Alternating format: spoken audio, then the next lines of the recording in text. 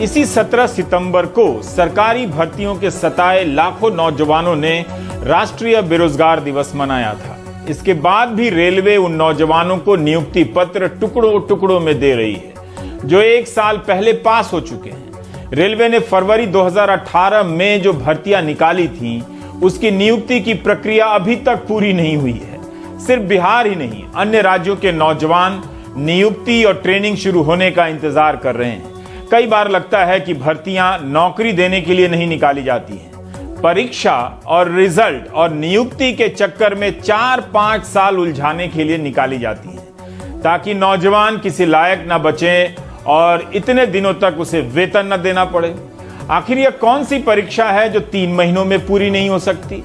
गोरखपुर मंडल से नौजवानों ने लिखा है कि कई मंडलों में बहाली हो गई है, लेकिन जूनियर इंजीनियर की भर्ती के लिए उन्हें बार बार अलग अलग जवाब दिए जा रहे हैं। कोलकाता, रांची और मालदा जोन से, रेलवे के जोन से कई सारे पत्र आए हैं कि ज्वाइनिंग नहीं हो रही है टेक्नीशियन के पद पर। ऐसे ही एक पत्र को पढ़ना चाहता हूं ताकि आप जान सकें कि यह परीक्षा कब शुरू हुई और अभी इसकी क्या स्थिति है और लिखने वाले की मानसिक स्थिति क्या है। एक नौजवान लिख रहा है कि मैं रेलवे के द्वारा चयनित बेरोजगार हूं। रेलवे ने फरवरी 2018 में सहायक लोको पायलट और टेक्नीशियन के लिए 63,000 भर्तियां निकाली थी। इसी के लिए 5 चरणों में परीक्षाएं भी हुई। अगस्त 2018 से अप्रैल 2019 के बीच फिर दस्तावेजों की जांच हुई, फिर मेडिकल जांच हुई। अगस्त 2019 तक रिजल्ट आ गया।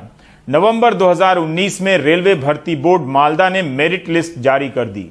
सारे दस्तावेजों के साथ नियुक्ति के लिए सूचियां रेलवे के दक्षिण पूर्वी मुख्यालय को भेज दी गईं, जो कोलकाता के गार्डन रीच में है। 6 महीने बीत जाने के बाद भी आद्रा डिवीजन के 228 टेक्नीशियन को नियुक्ति पत्र नहीं दिया जा रहा है। खड़गपुर डिवीजन में ज्वाइनिंग हो चुकी है जबकि, लेकिन आद्रा और चक्रधरपुर के कई उम्मीदवारों की ज्वाइनिंग नहीं हुई है। जब हम आद्रा डिवीजन गए, ये छात्र लिख रहा है, तो कहा गया कि यहां तो वैकेंसी नहीं है, इसलिए आपके नामों की सूची फिर से मुख्यालय भेजी जा रही है। मुख्यालय ने एक बार फिर से उन्हीं डिवीजन में नामों की सूची भेज दी है। इस बीच हम लोगों ने रेलवे चेयरमैन विनोद कुमार यादव जी तक अपनी बात पहुंचाई कि हम लोगों की ज्वाइनिंग नहीं हो रही है, तो उन्होंने बताया कि दिसंबर 2020 तक हमारी नियुक्तियां हो जाएंगी। अब डिवीजन की तरफ से कहा जा रहा है कि मार्च 2021 में नियुक्ति होगी। डिवीजन की तरफ से अलग अलग तारीख बताई जाती है। रेलवे हमारे जीवन के साथ क्यों खेल रहा है? हमारा शोषण क्यों हो रहा है? हम लोगों का मानसिक संतुलन बिगड़ गया है। तो इस पत्र से पता चलता है, जैसा कि लिखा गया है, कोलकाता स्थित रेलवे के दक्षिण पूर्वी मुख्यालय से मेरिट लिस्ट बनाकर आद्रा और चक्रधरपुर डिवीजन में भेज दी जाती है और उनसे कहा जाता है वहां जाकर ज्वाइन करें। जब नौजवान आद्रा और चक्रधरपुर जाते हैं या पता करते हैं, तो कहा जाता है कि यहां वैकेंसी नहीं है। वो लिस्ट तो फिर से दक्षिण पूर्वी मुख्यालय भेज दी गई है। वो कहते हैं कि अब जो नियुक्ति पत्र जो है वह उस पर हम लोग काम कर रहे हैं और जो है एंटीसिपेटेड वैकेंसी है। तो हम लोगों ने कहा कि सर एंटीसिपेटेड वैकेंसी क्या होता है? तो बोले कि हमारे जितने भी कर्मचारी रिटायर कर रहे हैं उनके बाद आप लोगों को नियुक्ति पत्र भेजा जाएगा, जो 2022 मार्च 2022 तक जो है एंटीसिपेटेड वैकेंसी में भी नहीं पूर रही है। सर हम मजबूर हो चुके हैं सर, हम कहाँ जाएं क्या करें हमें पता नहीं।